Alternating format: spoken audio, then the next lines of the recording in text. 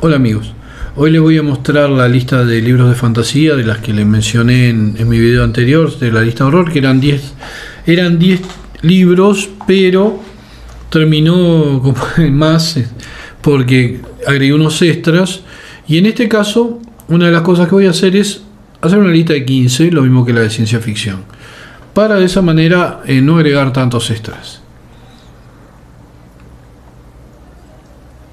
Bueno, vamos a empezar. El número 15 es Elric de Melniboné, de Michael Moorcock. Moorcock es el creador de la famosa New Thing, que en Inglaterra, junto con J.G. Ballard, Brian Aldiss, crean todo un movimiento de una nueva ciencia ficción, más vanguardista, más experimental, ya sin la navecita asimoviana o de Clark, que van al planetita con los exploradores y encuentran extraterrestres. Digo, ya superado todo eso, empiezan a tratar temas como erotismo, violencia, introspección. Por ejemplo, hay novelas que son muy clásicas sobre el tema de la New Thing, que identifican a la New Thing como, por ejemplo, estamos hablando de ciencia ficción, ¿no? No de fantasía todavía. Como Frankenstein desencadenado de Brian Aldiss, o A cabeza descalza, las novelas J.G. Ballard. Volviendo a Michael Moorcock, crea esta revista New Worlds, que es la creadora de la New Thing, que es una antorcha que toma Harlan Ellison, creando la New Wave en Estados Unidos, que no es lo mismo con otro nombre, cuyo mayor exponente son las ficciones peligrosas, que son antologías de relatos que justamente Harlan Ellison, ya vamos a hablar de ese tema cuando hable sobre ciencia ficción. Pero bueno, Moorcock escribió El Rey de Melniboné, que es un rey guerrero, digo, que combate unas tierras míticas. Y es una obra muy importante dentro de la fantasía mundial. Bueno, ahora vamos al número 14, que es La Feria de las Tinieblas, de Ray Bradbury. Algunos dirán, no, pero eso no es fantasía. Sí, es fantasía. El tema es que no es fantasía heroica, pero esto no es una lista de fantasía heroica, es una lista de fantasía. La fantasía comprende la fantasía heroica, comprende varios tipos de fantasía. En este caso, La Feria de las Tinieblas justamente es sobre un circo, es muy parecido a It, y lo he escrito mucho antes, obviamente. Es una especie de feria, un circo que va recorriendo Estados Unidos, y cuando llega a un lugar hay una serie de acontecimientos, una tormenta, bla bla, y esa feria tiene una calecita donde para adelante, si gira para un lado el tiempo avanza, si gira para atrás. Digo, hay un montón de factores que le hacen una muy buena obra de fantasía, fuera de que Bradbury es un gran escritor. Y principalmente escribía una mezcla de fantasía con fantasía oscura y bueno, y ciencia ficción. La ciencia ficción de Bradbury es muy soft, pero la fantasía de Bradbury es bastante oscura, como si por ejemplo leyeran los cuentos del País de Octubre. Ahí tienen cuentos de una especie de fantasía oscura, porque no llega a un punto del horror, pero por otro lado tampoco es ciencia ficción. Entonces son cuentos con elementos fantásticos y bastante tenebrosos, pero no al nivel de un escritor de horror, de un Lovecraft, de alguno. Pero Bradbury, ya les digo, Bradbury escribe una lista de almacén y le queda bárbara. O sea, el tipo tenía un talento impresionante y es de los mejores escritores del género. Ya no digo ciencia ficción y eso, porque Crónicas Marcianas, más que todo, es un libro icónico, pero no es un libro con una ciencia ficción súper coherente. Tiene algunos relatos que están tan geniales, pero no es un escritor, digo, que trabajara en una ciencia ficción vanguardista o que creara tendencias o ideas nuevas, sino que él trataba los temas de una forma más humana, de repente un Fahrenheit 451. Pero en el caso de La Feria de las Tinieblas es un muy buen libro de fantasía. El número 13 es La Sombra del Torturador, de Gene Wolfe. Es una serie. Esto de repente algunos pueden discutir que no es fantasía, pero los elementos que utilizan son de fantasía. Por ejemplo, a este género, que es un híbrido entre la fantasía y la ciencia ficción, o subgénero, como quieran llamarle, se le llamó Science Fantasy, o fantasía científica, le dieron varios términos, porque fue como una especie de género paralelo al cyberpunk en el momento que estaba surgiendo el cyberpunk, y capaz que se ve un poco opacado, a pesar de que La sombra del torturador ganó muchos premios. Y Gene Wolfe es un escritorazo que ya uno de los libros más importantes de mi lista de ciencia ficción es después eso lo vamos a hablar en el próximo video. La sombra del torturador se desarrolla en una tierra futura donde prácticamente se vive como una era oscura, tirando medieval, donde el personaje es un torturador que es despedido, y los torturadores son personajes que son es un oficio contratado por la nobleza y por jueces para torturar o para que oficien de verdugo. Y justamente uno de los elementos que tienen es que ellos no trabajan para un juez que no es justo. Eso es parte de su doctrina. Y bueno, y la serie El Nuevo Sol, que se le llamó, se desarrolla justamente en ese mundo futuro, que es bien de espadas y hechicería, pero donde la ciencia prácticamente se ha olvidado un poco, etc. El número 12, La mansión de las rosas, de Thomas Bernard-Swan. Thomas Bernard-Swan es uno de los mejores escritores de fantasía de todos los tiempos. Para mi gusto era un maestro muy olvidado. Yo hice un video ya sobre él, por eso no vamos a profundizar mucho más en este escritor en este momento. La mansión de las rosas se desarrolla, yo no estoy mostrando los libros, o sea, me maté. Bueno, vamos a, por ejemplo, vamos para atrás, hacemos un para atrás, y acá tenemos La Feria de las Tinieblas, de Ray Bradbury. Aquí tenemos La sombra del torturador, de Gene Wolfe.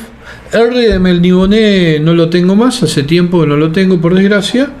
Y aquí está La mansión de las rosas, de Thomas Bernard-Swan. Es una novela de fantasía pura, en estado puro, con el concepto de la mandrágora y la suplantación de bebés. Está muy bien escrito. El tipo Thomas Bernard-Swan era un gran escritor, que incluso en alguna de sus obras, que lo voy a poner como un extra después, en alguna de sus obras, porque justamente el libro, hay varios libros de él que son una obra de arte. El Fénix Verde, por ejemplo, es uno de los extras que voy a nombrar aquí. Y era porque falleció, era un escritorazo, pero nadie se acuerda que existe, por desgracia. Y menos los super expertos fantasmonstruos gigantescos, que saben de toda la fantasía de ahora. Y después vamos a hablar de una escritora que el otro día, yo tuve una discusión hace mucho tiempo sobre esa escritora, que estaba considerada como una de las mejores escritoras de fantasía. Y para mí, primero que las novelas no tenían, para mi gusto, los atributos necesarios, pero por otro lado tenía una vida bastante escabrosa que me resultaba muy repulsiva, que después saltó. Yo conocía la historia de ella por escritores estadounidenses que me habían contado, que tenía de contactos en un pasado, pero después me enteré por la prensa, etcétera. Bueno, en este momento el número 2 era La mansión de las rosas. Y bueno, vamos al número 11. Libros que no tengo, ni que posiblemente tengas por un largo tiempo. Los leí el primero y es una serie. ¿Y por qué no lo pondría más abajo? Porque para mí el primero tiene demasiada influencia, llamémosle, por no decirle otra cosa, de Dune. Y es Juego de Tronos, de George R. de Gordo Martin, de George R. Martin. Un tipo con el que compartí tapa en Asimov, con mi novela corta En la Tierra donde viven los dragones. Juego de Tronos es una muy buena obra de fantasía si no hubiera existido Dune. Pero como existió Dune y las similitudes son para mi gusto demasiadas, le quita un poco de mérito en el tema de lo que es originalidad. Y ahora vamos al número 10, Soldado de la Niebla, de Gene Wolfe. Esto es una obra que se desarrolla en Grecia y un soldado es golpeado con un arma en su cráneo y pierde la memoria diaria. Que yo justamente hablé en un video anterior sobre los plagios y decía que Memento de Christopher Nolan era un levante flagrante de la historia de Soldado de la Niebla. Y bueno, es una muy buena novela. Gene Wolfe era un gran escritor y yo la considero en el número 10 de esta lista. 9. Criaturas de luz y tinieblas, de Roger Zelazny. Era un escritorazo de ciencia ficción. Murió bastante joven de cáncer, fue una lástima. Tiene una novela fantástica que parecería fantasía, pero termina siendo ciencia ficción, que se llama Yo el Inmortal. Y esta novela se podría decir que es ciencia ficción, pero tiene muchos más elementos de fantasía. Por ejemplo, se desarrolla, hay dioses egipcios, etcétera, etcétera, etcétera. Y Zelazny era un tipo que trataba muy bien los temas y profundizaba mucho en los personajes. O sea, es de los escritores de ciencia ficción que no pasaban vergüenza fuera del gueto de la ciencia ficción. Y bueno, y en la fantasía funcionaba muy bien también, más cuando mezclaba los géneros. El octavo, que no los tengo aquí, son la saga del brujo de Witcher de Sapkowski. Yo tengo especial cariño por la saga del brujo, porque lo conocí por un juego de PC. El primer acercamiento al Witcher fue por el juego, el Witcher 1, después jugué el 2 y después jugué el 3, que ahora incluso lo volví a comprar hace poco, lo compré hace poco. Y lo estaba jugando por Twitch. Ahora lo dejé un poquito porque estaba con un montón de otros juegos nuevos. Entonces, pero 2x3 lo juego y voy a tratar de llevarlo al final, porque lo compré con todas las expansiones y bueno, y en algún momento en mi biblioteca van a estar el Witcher y Ciri ahí atrás. Vamos a el 7. El 7 es la espada de Welleran. La espada de Welleran es de Lord Dunsany, Edward John Moreton Drax Plunkett. Este es uno de los maestros de Lovecraft. Es el que lo influenció en lo que le llaman la etapa onírica de Lovecraft. Por ejemplo, la maldición de Sarnath, etc. Y ahora después vamos a hablar de uno de los libros de él, un cortito con algunos relatos que está como extra. La espada de Welleran influenció a escritores como Tolkien. Y después le voy a mostrar otro de los libros que también es de Dunsany, que está en la lista, que tiene mucho relacionamiento con Tolkien. Tolkien viene después de Dunsany. Vamos a tomar en cuenta eso. O sea, El Señor de los Anillos es posterior a la espada de Welleran y el posterior al otro libro del que les voy a hablar después. Y la espada de Welleran se trata de una tierra que está, de una ciudad que ha perdido un poco el brillo y que los enemigos la tantean para invadirla, y el que la puede proteger es Welleran, que era un héroe del cual se encuentra una estatua gigantesca que supuestamente cuando la ciudad lo necesite y su gente, él va a despertar y va a volver a combatir por la ciudad. El 6 es una serie que también no la tengo, porque esa la presté y no me la devolvieron, que es la de Fafar y el ratonero gris de Fritz Leiber. Son libros, ¿no? Obviamente, de fantasía heroica, pura y dura, al estilo de Conan el Bárbaro, pero con un tono de ironía y una profundización de los personajes a nivel comedia que no la tienen otros autores. La verdad fue una innovación dentro del género de la fantasía este trabajo de Leiber, y tenía millones de fans en su momento, y bueno, lo considero en ese puesto y capaz que hasta más abajo, pero bueno, ya les digo, no ha envejecido, la verdad. Digo, nada de fantasía heroica puede envejecer, porque si hay un tema de agenda política, obviamente envejeció. Conan no podría ya prácticamente publicarse si fueran a seguir la agenda política a rajatabla. Pero las agendas de Washington, ¿no? De últimas que las proxy. Pero Fafar y el ratonero gris son dos personajes. Uno es el famoso pícaro de los juegos de rol. Digo, como para ayornar un poco a los que están mirando esto. Y Fafar es más el forzudo, medio brutón, tampoco tan brutón. Pero el ratonero es el cerebro del dúo. Y es el pícaro, el que abre las cerraduras, el que roba, el que se le ocurre ese tipo de cosas. Y son una buena serie de novelas de fantasía heroica que se las recomiendo ampliamente.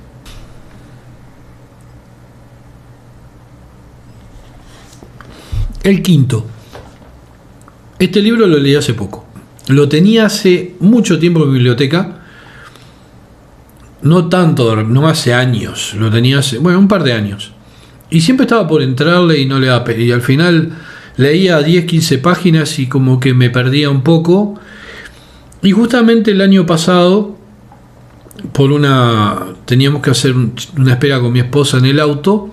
Y mientras ella trabajaba con el celular, porque es una profesional, yo me puse a leer este libro y me fascinó. Reconozco que se desinfla un poco de la mitad para adelante, pero después sube y baja y sube y baja. Pero hasta la mitad es una obra de arte. Pero ojo, hay que terminarlo, porque es tanto lo que brinda al principio que después uno dice, no. Aunque baje, todos los libros bajan y suben, eso es lógico. Los escritores tienen esos desbalances en las obras, me incluyo. Y en el caso de Bosque Mitago, se trata el protagonista vuelve de la guerra a la casa paternal. El padre había muerto, y el padre era un tipo bastante distante. Y en la casa esa vive el hermano. Entonces parecería y cerca de la casa, justamente de esa mansión, que está en medio de una pradera al lado de un bosque antiguo, se cuecen cuestiones bastante complejas. Y ahí habla por el tema ahí justamente se refiere el autor Hostock a los mitagos, que son creaciones de la mente humana, pero basadas en personajes y elementos de la mítica de la vieja Gran Bretaña. La verdad, tiene un par de personajes que están fantásticos, y ya les digo, es fantasía con visos de fantasía heroica y un poco de fantasía oscura. Está muy buen, es muy buen libro y se los recomiendo. Creo que se puede conseguir, no es tan difícil de conseguir. Bueno, vamos a el 4. Este libro podría ir más abajo también, pero lo que pasa es que los otros son demasiado buenos, y es muy difícil. Sé que hay gente que es muy fanática de este autor, que es un autor excelente, y aparte es uno de los bestsellers absolutos de la fantasía, no como Brandon Sanderson, que siempre lo menciono, y es Terry Pratchett con El color de la magia, la serie del famoso Mundo Disco, que es un mundo medio steampunk, de fantasía con elementos steampunk, donde hay una mezcla de una tecnología tipo victoriana o berniana, que está mezclada con fantasía y con hechicería. Es un mundo chato, o sea, es una burla, una ironía, porque Pratchett es un tipo muy irónico, un tipo muy curioso también, un tipo que cuando se enfermó pidió la eutanasia, o sea, él no quería seguir viviendo, no quería deteriorarse, no se quería ver perder la razón, porque creo que tenía Alzheimer, no me acuerdo ahora realmente. Y Y bueno, y el mundo disco es un mundo plano, una tierra plana que está sobre 4 elefantes o 3 elefantes que a su vez están sobre una tortuga gigante que vuela por el espacio.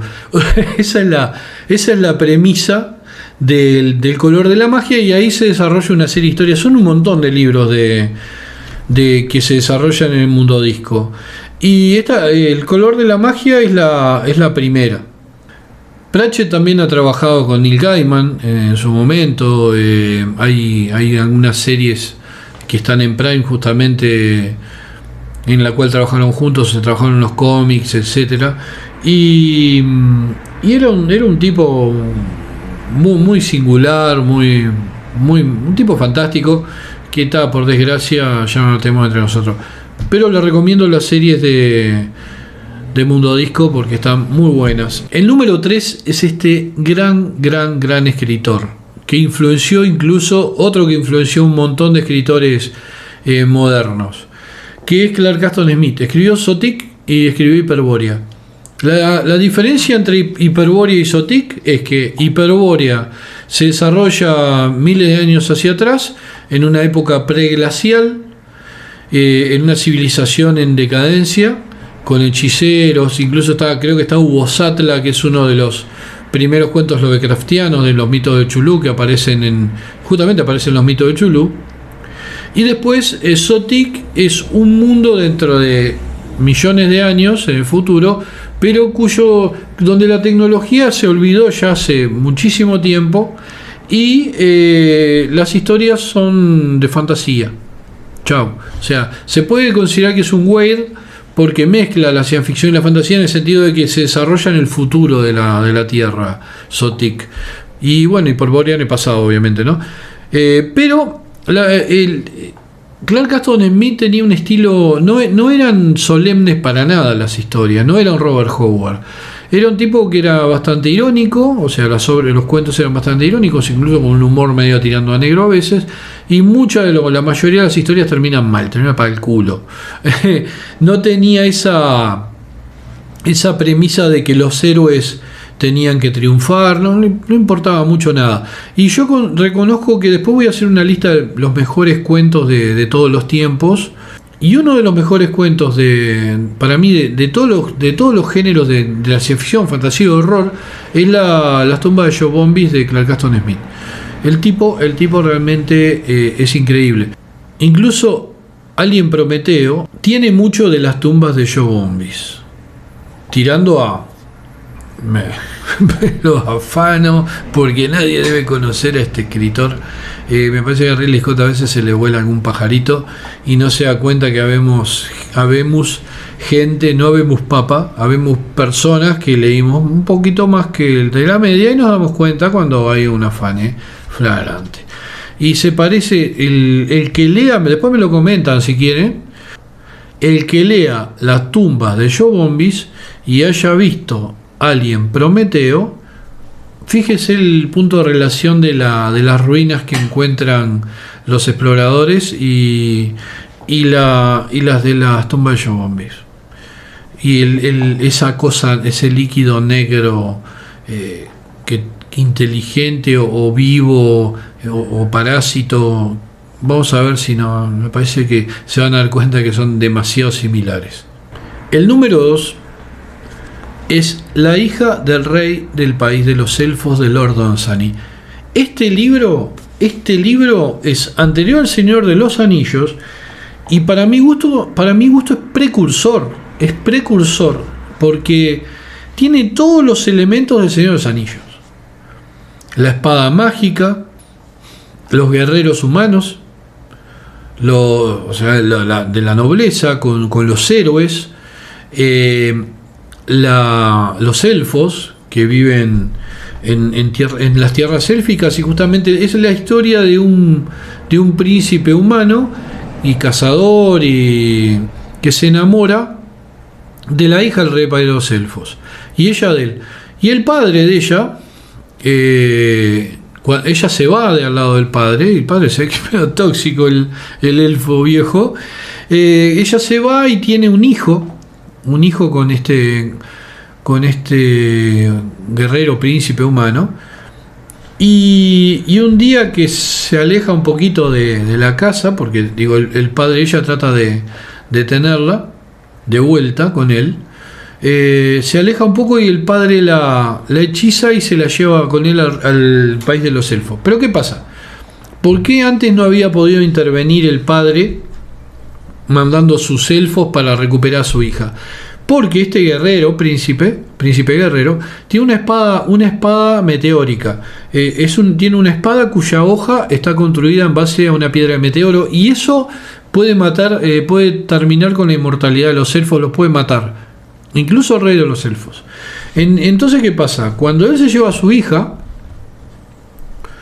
lanza un hechizo de que, porque si este príncipe entra en la tierra de los elfos, lo iban a matar a él y a su grupo de camaradas, de seguidores,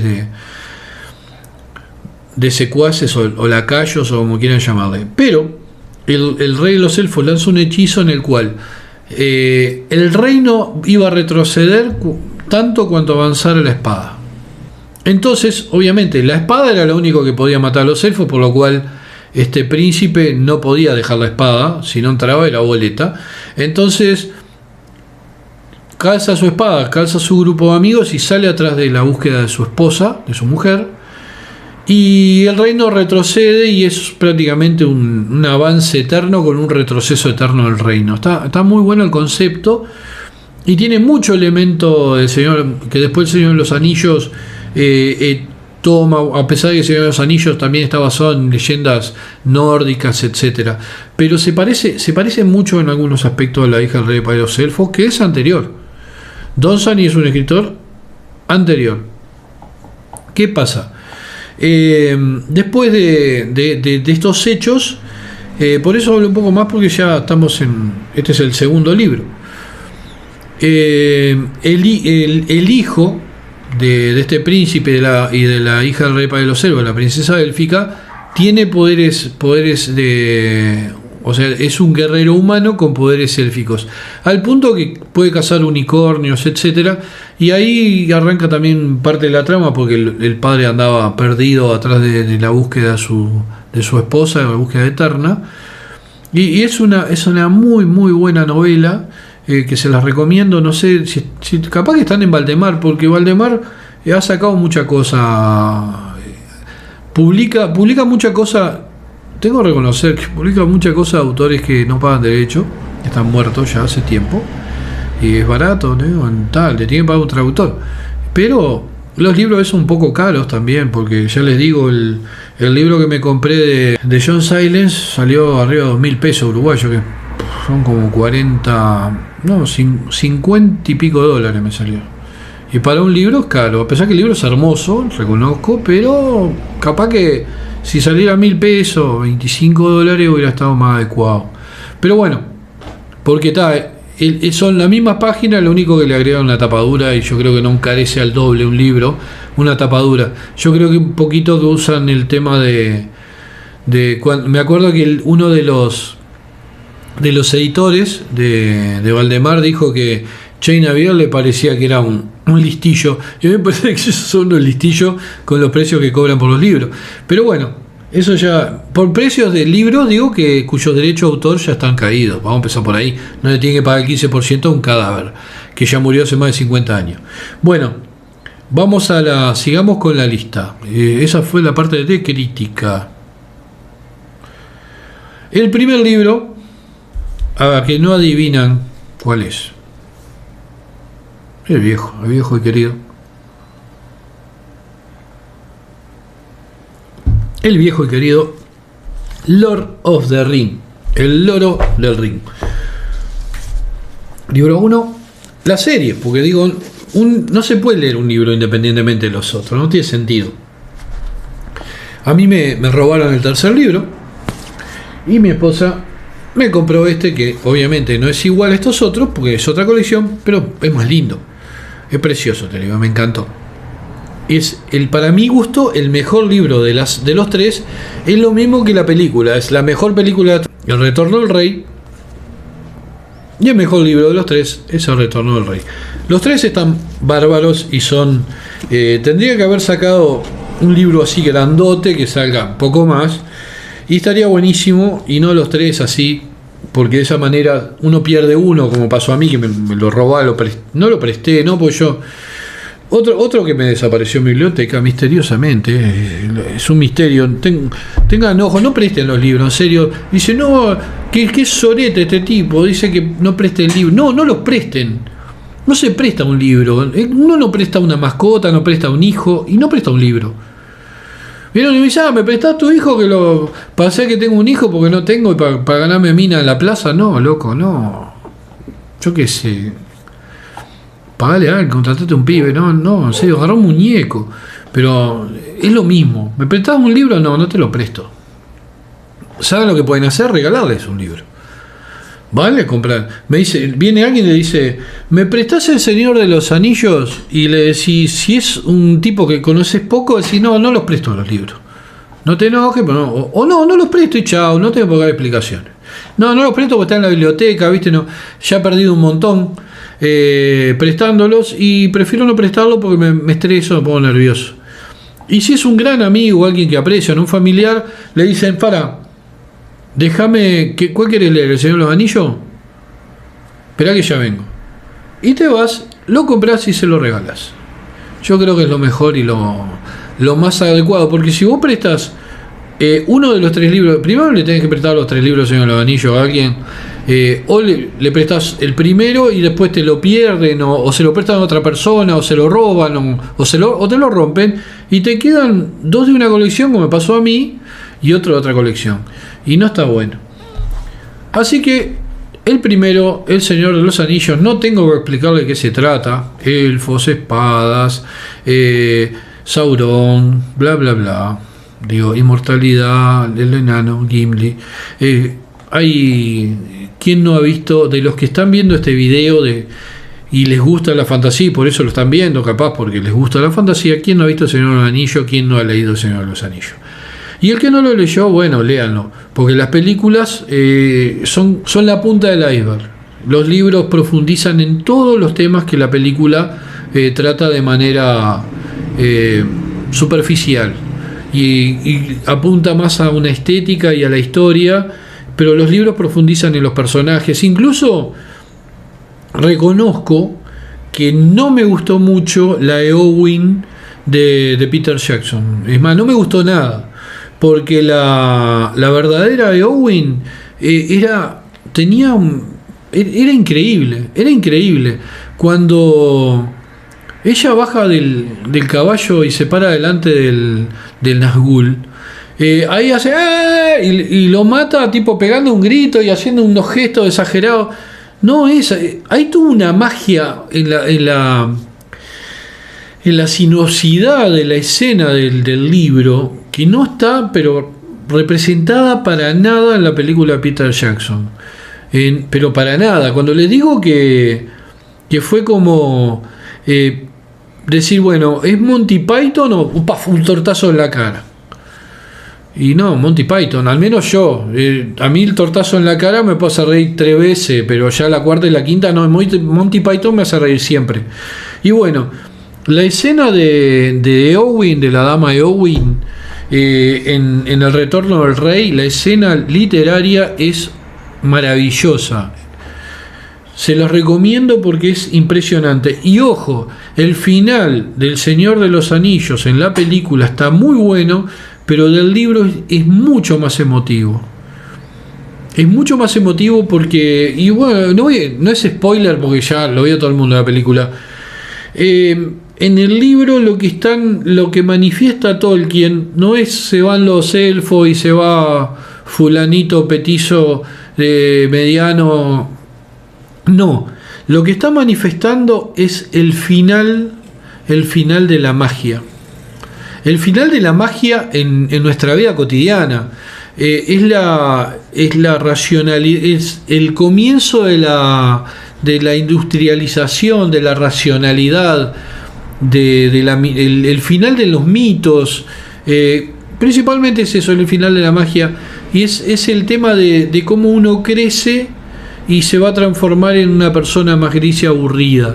Creo que en el libro está manifestado de esa forma y es completamente no es diferente a lo de la película, pero apunta más a eso, al sentimiento de la pérdida de la magia y al sentimiento de la pérdida de los amigos que están en la película, digo, donde creo que se separan más en eso Peter Jackson que Tolkien, que separó la amistad para él era importante y se manifiesta en todo el libro, en todos los libros, perdón, pero creo que la pérdida del sentido de la maravilla para Tolkien era mucho más drástico y más grave. Bueno, esos serían los 15 más importantes. Y ahora vamos a 2 extras. El primero es Cuentos de un soñador de Lord Dunsany. Este libro tiene relatos y uno de los más importantes es Día de ocio en el país del Shan. Lovecraft se influenció muchísimo con este libro. En la etapa, lo que le llaman de él, que lo dije anteriormente, la etapa dunsaniana, donde está la maldición de Sarnath, partes de Viaje al otro mundo. Hay un montón de obras de Lovecraft que las primeras son más tirando a Poe, las segundas son más tirando a Dunsany, y ya la última etapa es la de los mitos del Chulú, donde ya es el horror cósmico y lo que le llaman Weir ahora, y que justamente después evolucionó el New Weir. Ese libro, Cuentos de un soñador, realmente es excelente, es muy chiquito, muy cortito, a no ser que en alguna, capaz que Valdemar lo sacó, no sé, la verdad no me puse a buscar porque yo no soy librero, soy escritor y lo que estoy hablando son lecturas de un escritor, no de un librero.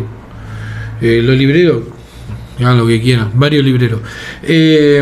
Y bueno, y el otro libro, que es un extra, no está incluido en la lista por varios motivos, que es El reino de la noche de Hodgson. El reino de la noche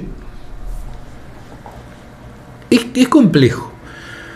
Primero es ciencia ficción, porque se desarrolla en un futuro con unas pirámides, con tecnología, etcétera, una especie de, con una tierra que está muriendo, prácticamente casi muerta, con entidades que rayan entre los mutantes y la fantasía, y bueno, y el horror también, digo, el horror que surge de los monstruos, el típico horror de Alien.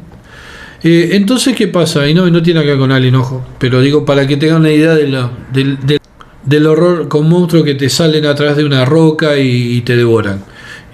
En este libro se trata de el protagonista tiene una serie de sueños que al final son mensajes telepáticos de una mujer que habita en una pirámide que se consideraba que ya había sido atacada y destruida por estos monstruos, estos mutantes, y que le está pidiendo ayuda, y él sale solito porque nadie le da pelota, porque la ciudad esa, la pirámide final esa, está más para el hedonismo, para otro tipo de cosas, no están para preocuparse por más nadie, y sale con su 4440, con su Winchester en el futuro, a hacer un recorrido por el mundo oscuro para rescatar a esta mujer con la que sueña. Creo que era más o menos así la historia. El tema es que por ejemplo, una de las críticas que se le hace al libro es que es demasiado largo, cuando supuestamente está basado en una novela corta. Otra cosa es que el personaje es un medio cra, ¿no? Va y le pega a todo el mundo. Pero así era Hodgson, ¿no? Una de las cosas que Hodgson hacía era pegarle una paliza al que se metía con él. Entonces lo que él refleja en el personaje es a su propia personalidad. O sea, ¿qué hubiera hecho yo, William Hodgson, si hay una damisela en apuros en una pirámide en un futuro lleno de mutantes y monstruos que surgen de la oscuridad y tratan de devorarme? Bueno, cazar un rifle y recorrer ese mundo para ir a rescatar a la damisela. El bicho que se me cruce lo mato y al otro le pego un piñazo.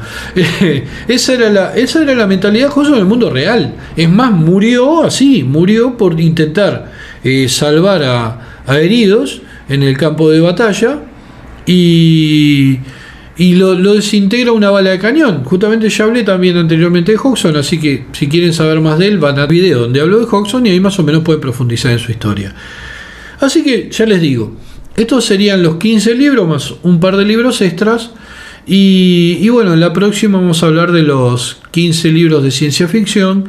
Y después vamos a hablar de otros temas también. Después voy a hacer los 20 relatos de ciencia ficción, 20 de fantasía, 20 de horror. Y no del terror. De terror no voy a hablar porque no me interesa. La verdad no me gusta el terror, me aburre un poco, me pudre el terror. Y yo diferencio horror de terror. Hay gente que dice que es lo mismo. Hoy estaba viendo una lista en una página famosa de cine y decían que Alien era terror. Alien no es terror, Alien es ciencia ficción con visos de terror. Pero es ciencia ficción, es una nave espacial, un bicho extraterrestre que ataca gente. O sea, no es terror, así, a secas. Y decían, por ejemplo, que también nombraban, no recuerdo ahora qué obras nombraban como de terror cuando son horror. ¿Por qué? Porque tiene elementos sobrenaturales. El terror no tiene elementos sobrenaturales. El terror es más visceral, el terror es más el tipo con el hacha que mata. Y tampoco un Jason o un tipo que sale de un pantano muerto y está matando. Y es casi inmortal. O sea, eso ya es horror. Porque inmortales no hay. Y fantasmas o zombies no hay. No existen. Hasta ahora no los hemos descubierto, no los hemos visto, ni la ciencia los ha revelado. Entonces son elementos sobrenaturales. Por ejemplo, es horror. Como La Bruja, es horror folk, la película, es un horror folk. O Midsommar es un horror folk, aunque Midsommar es casi un terror folk. Porque no tiene mucho elemento fantástico, aunque tiene un par de cositas ahí sobre el final interesante, pero es terror folk.